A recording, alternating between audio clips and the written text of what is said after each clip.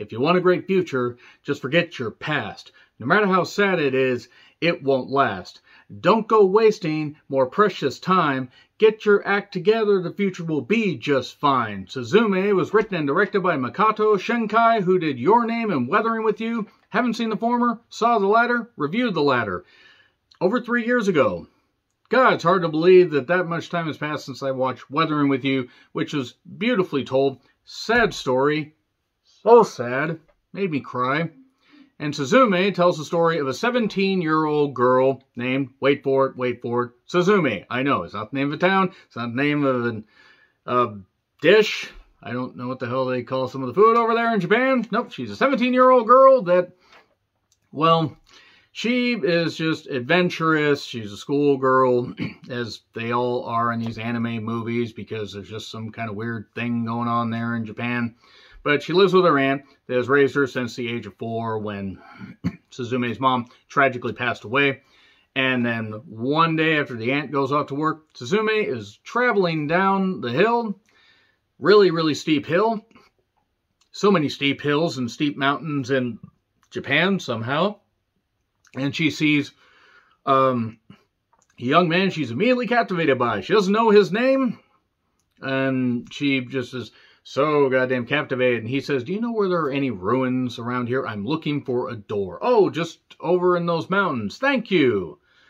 By the way, if you see the English version, you will hear that. Otherwise, get ready to learn some Japanese or read subtitles. I watched the sub version because I like to hear the original audio track. Nevertheless, she starts to go to school, talks to a school friend, and realizes, hey, wait a second, I don't want to go to school and learn. I want to go and see where this strange, man that I absolutely love, this strange young man, where did he go? She goes to these ruins, this abandoned city with all this foliage and stuff like that. She sees a door just standing there. This door that's perfectly intact in this pool of water. She walks through it, sees a weird stone, picks it up, and then straight out, Little Nemo Adventures in Slumberland, weird shit starts happening. And then she must realize that, well, she fucked shit up, and now along with Shota, or Sota, S-O-U-T-A, pretty certain I'm probably butchering that. If I said Shota, then Shota Umino, the Roughneck, or Red Shoes Umino is going to show up. If you are not a New Japan Pro Wrestling fan, you have no idea who I'm talking about, and what I'm even talking about. And then they must go on an adventure with twists and turns and a 3-legged chair and talking cats and an aunt pursuing her niece that she just wants her to get home, and then people helping a 17-year-old girl on an adventure to stop natural disasters from happening in Japan by closing doors that lead to a particular area that nobody wants to be in. Okay, yeah, if I was even able to halfway describe that plot correctly or coherently, and I don't think I was, yeah, Suzume is definitely going to be the movie for you. So I actually do like anime, at least some movies. Paprika is something I have in my collection. You want to talk about something being visually weird? This is visually weird. It's also great. And then Howl's Moving Castle, one of my favorite movies, and I need to rewatch it at some point. This movie really was fucked up in some places. Wind Rises, probably the most dialed down of the movies that I have. It's very well done, though.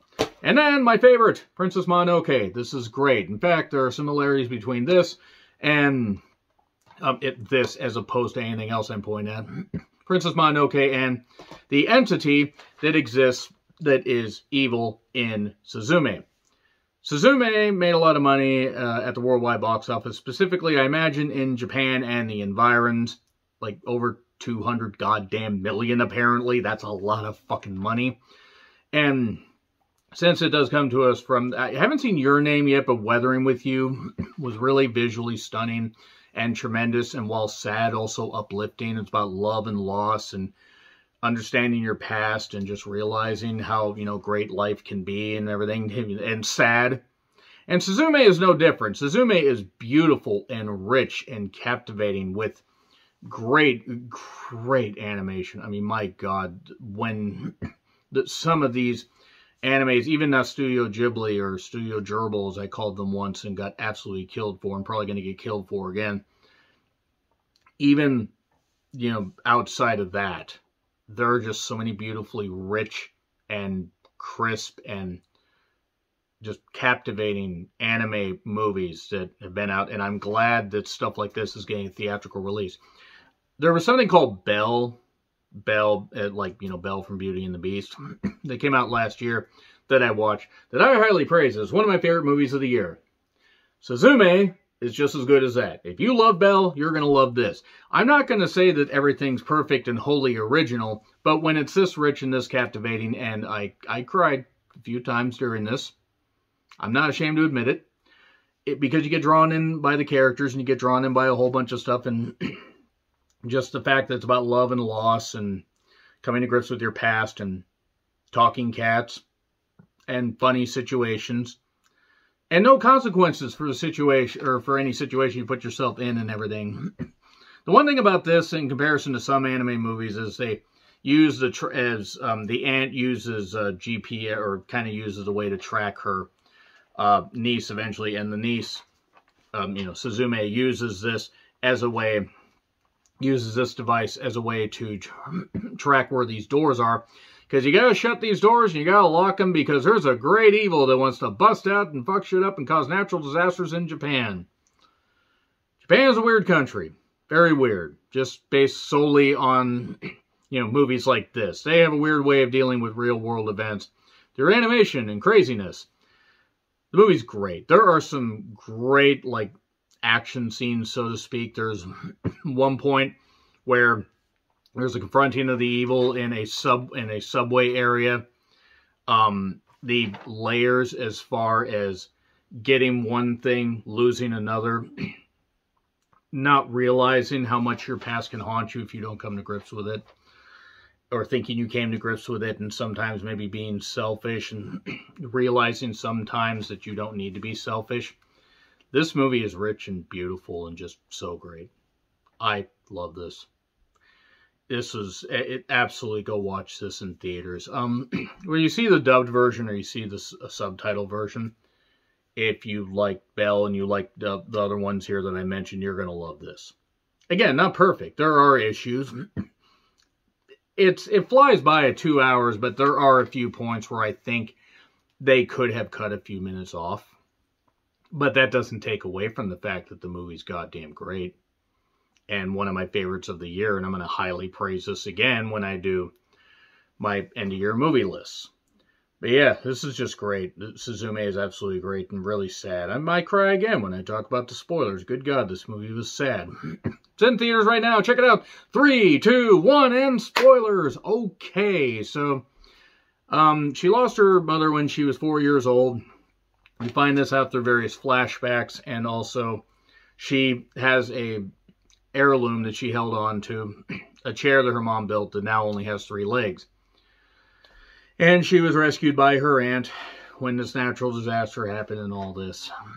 And then the aunt and her have a good rapport. Then she meets the Sota guy, who, after she picks up this particular keystone thing, again, straight out of Little Nemo Adventures of Slumberland, she returns, seeing the guy, and then they manage to close the door. He says this saying and stuff like that, hearing the voices of the past and locking the door, I return to you, or I return you.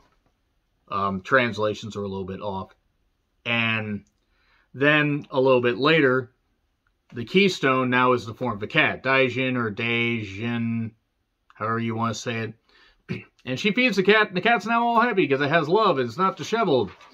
And then looks at Sota and says, okay, you're a chair now. Turns him into a chair. How? Cat magic. It's Japan. So yeah, Sota, this college student that also closes doors and stops these interdimensional evils from getting around, is now a 3-legged chair. A very able-bodied 3-legged chair. And him and Suzume go on an adventure, basically, because they have to find the cat, return the cat as the keystone. And then as time goes on, they bond. Yes, a 3-legged chair and a girl. Oh, Japan. There's a stare down and chase scenes between a 3-legged chair and a cat. How could you not love this? And there are even points where They have to confront this evil. It turns out that these gates actually are portals to the ever after.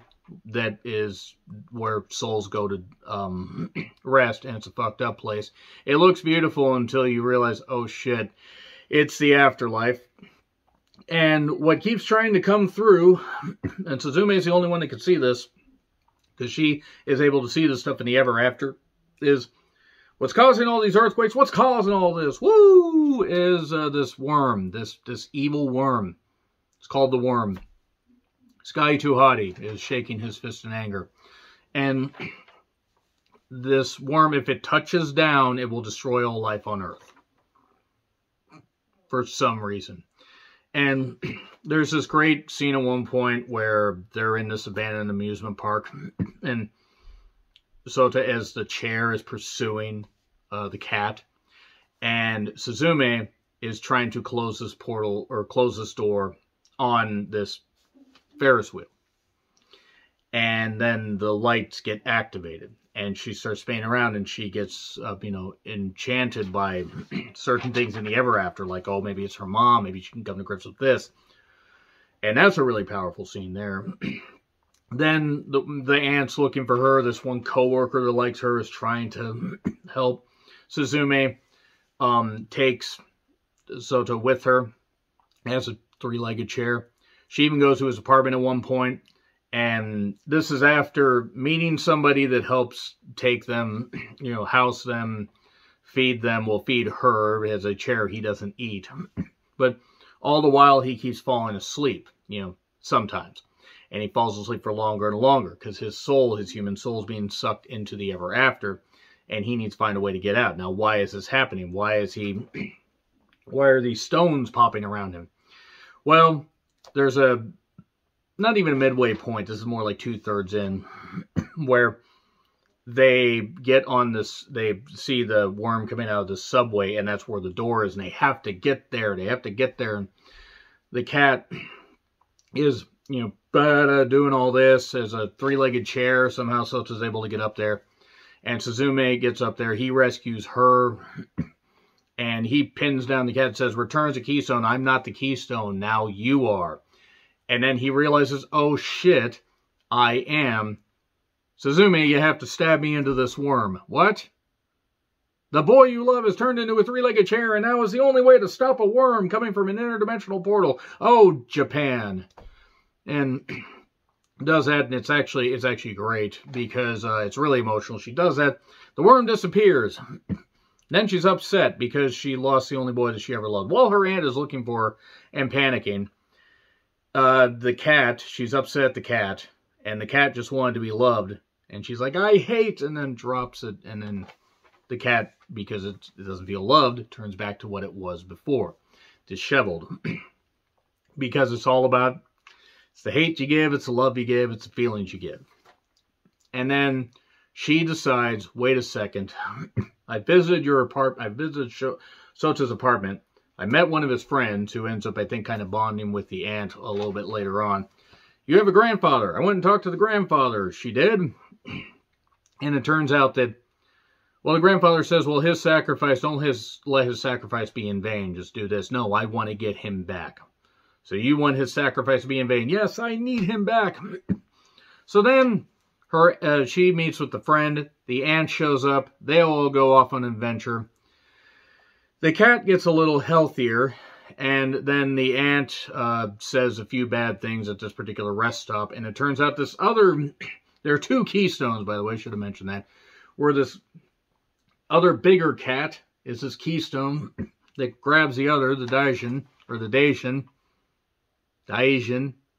pretty certain I'm probably screwing that up. And now they're all bonded, and they talk, because of course they talk, because, oh, Japan.